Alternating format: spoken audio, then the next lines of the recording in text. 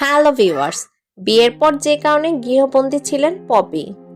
থানায় বোনের জিডি করার পর স্বামী সন্তান নিয়ে প্রকাশ্যে ঢালিউডের জনপ্রিয় চিত্রনায়িকা সাদিকা পারভিন পপি। লুকিয়ে বিয়ে করায় দীর্ঘদিন ধরেই মিডিয়ার আড়ালে ছিলেন অভিনেত্রী।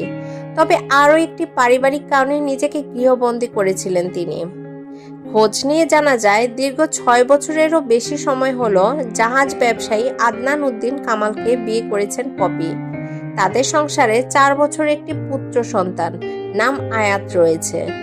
সংসার সুখের হলেও অশান্তি ছিল পরিবারে, কারণ চিত্রনায়িকা পপির এটি প্রথম বিয়ে হলো ব্যবসায়ী আদনানের এটি দ্বিতীয় বিয়ে।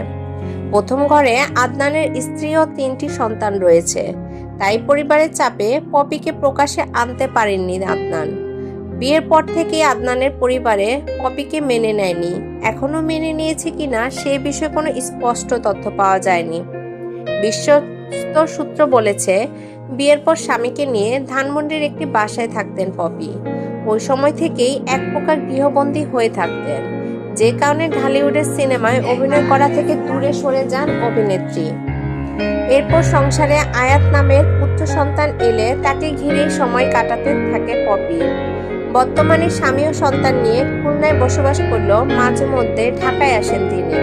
এমন পরিস্থিতিতে পপির মায়ের পরিবারের সঙ্গেও বনিবনা নেই। পৈতৃক সম্পত্তির ভাগ ভাই বোনদের নিয়ে একাই ভোগ করতে চাওয়া পারিবারিক কলহে জড়িয়ে পড়েছেন। মেরে ফেলার হুমকি দিয়েছেন ভাই বোন ও মাকে। এই ঘটনায় সোমবার 2রা ফেব্রুয়ারি খুলনায় সোনাডাঙ্গা থানায় জিডি করেন অভিনেত্রী বোন ফিরোজা পারভিন। পপির বিরুদ্ধে থানায় জিডি করার পরই অভিনেত্রীর স্বামী সন্তানের খবর ছড়িয়ে পড়ে বিভিন্ন সংবাদ মাধ্যমে। এ বিষয়ে চিত্রনায়িকা পপির সাথে যোগাযোগের চেষ্টা করা হলেও কোনো সাড়া মেলেনি। ধন্যবাদ। যদি আমার ভিডিওটি আপনাদের ভালো লেগে থাকে তাহলে অবশ্যই একটা লাইক, কমেন্ট এবং শেয়ার করে পাশে থাকবেন। আর হ্যাঁ, আমার চ্যানেলটি সাবস্ক্রাইব এবং বেল বাটনে চাপ দিতে অবশ্যই ভুলবেন না। ধন্যবাদ।